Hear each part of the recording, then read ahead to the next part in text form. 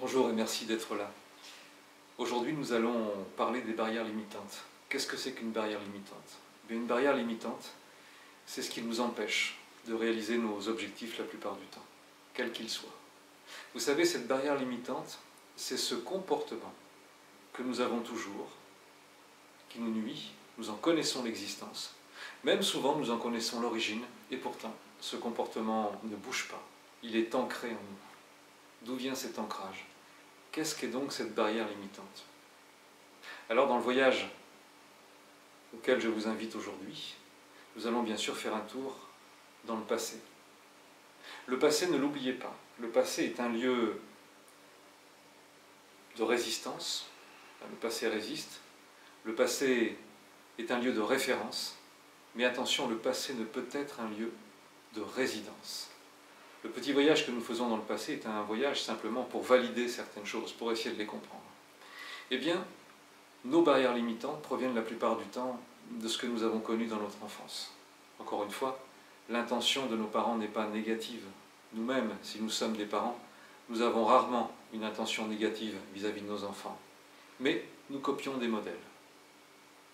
En 2013, certes, il est plus facile pour nous d'aller consulter, de rencontrer un coach, d'aller voir un thérapeute, de rencontrer un psy, de parler. Il y a quelques années, il y a une génération, 2 générations précédentes, eh bien, consulter n'était pas imaginable. Consulter, c'était montrer, avouer une faiblesse. Ça veut dire que donc nous sommes le fruit de personnes qui n'ont pas forcément souhaité avoir de l'aide. Alors, lorsque nous remontons dans notre enfance, eh bien, nous pouvons imaginer que nous avons volé, kidnappé des informations qui appartenaient à nos parents, et comme nous avons souhaité nous faire aimer par eux, eh bien ces informations-là, nous les avons ramenées dans notre présent.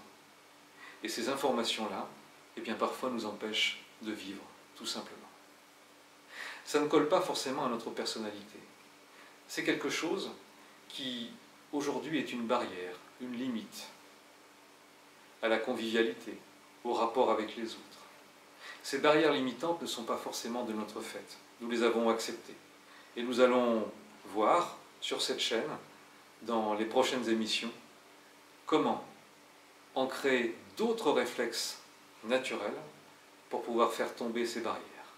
Je vous dis à très vite pour la suite. Merci, à bientôt.